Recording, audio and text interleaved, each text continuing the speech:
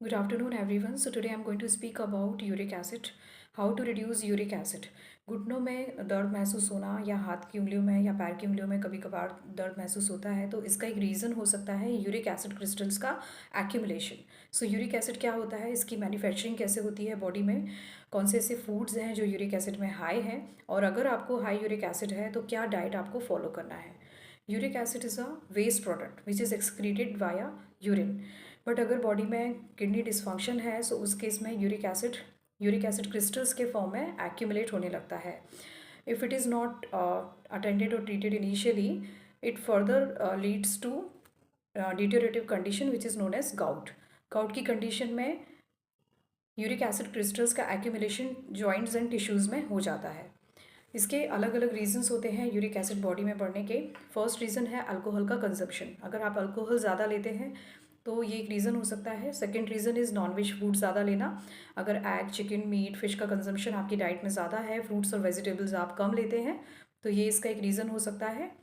Third reason is sedentary lifestyle. अगर आपकी lifestyle sedentary है, आप ज़्यादा बैठे रहते हैं और फिजिकली एक्टिव नहीं हैं, तो इस वजह से भी यूरिक एसिड हाई हो सकता है।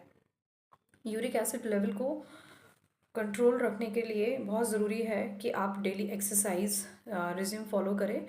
हफ्ते में आपको 5 to 6 डेज़ डेली एक्सरसाइज करना है 20 to 30 मिनट्स के लिए।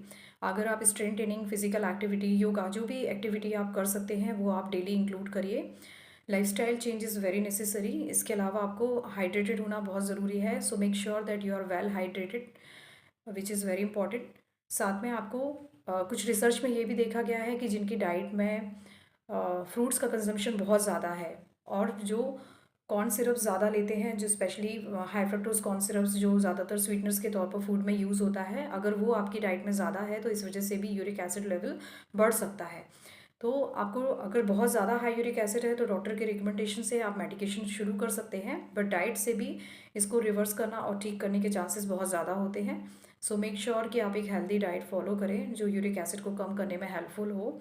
इसके लिए आपको डाइट में उन फूड्स का सेवन बढ़ाना है जैसे कि सिट्रस फ्रूट्स है, उनका ज़्यादा से ज़्यादा कंजम्पशन आप रखिए। इसके अलावा omega 3 fats, low fat dairy products, high fibre food, antioxidant rich diet, ये सारी चीज़ें आपको इंक्लूड करना है।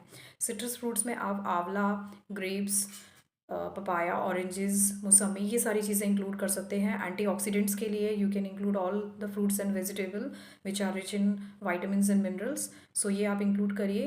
इसके अलावा आपको लो प्यूरिन फूड्स ऐड करना है जो specially egg white and nuts जैसे कि आलमंड एंड वॉलनट में होता है। फाइबर रिच फूड्स आप अपनी डाइट में शामिल करिए। Oats, corn, whole grains, sprouts, ये सारी चीज़ें इंक्लूड करिए।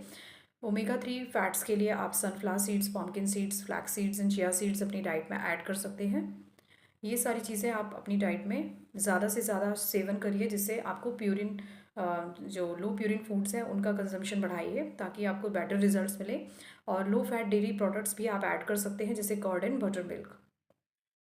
किन चीज़ों से आपको परहेज रखना है, जो भी फूड्स जिनमें हाई प्यूरिन फूड्स हैं लाइक सी फूड्स हैं, ऑर्गन मीट, रेड मीट्स, इनका कंजम्पशन आपको नहीं करना है, कम्प्लीटली इनसे परहेज रखना ज़रूरी है। अल्कोहल एंड स्मोकिंग से भी कम्प्लीटली परहेज रखें। इसके अलावा आपको मार्केट फूड्स जो हैं, आउटसाइड फूड्स हैं जिनमें हाई फ्रक्टोज कॉर्न सिरप ज़्यादा ऐड होते हैं या शुगरी बीवरेजेस हैं, टी का कंजम्पशन ज़्यादा है, अगर कॉफ़ी का कंजम्पशन ज़्यादा है, तो ये सभी चीज़ें आपको लिमिट करना ज़रूरी है। सो मेक श्योर कि आप कॉफ़ी अगर ले रहे हैं so it should be 1 cup in a day only, उससे ज़्यादा आपको ऐड नहीं करना है। इसके अलावा process food, canned food, preserve foods completely avoid करना ज़रूरी है। और जो भी शुगरी फूड्स हैं, शुगरी बीवरेजेस हैं, चॉकलेट चिप्स, ये सभी चीज़ों से आपको परहेज रखना है। I hope this video helps you. Thank you.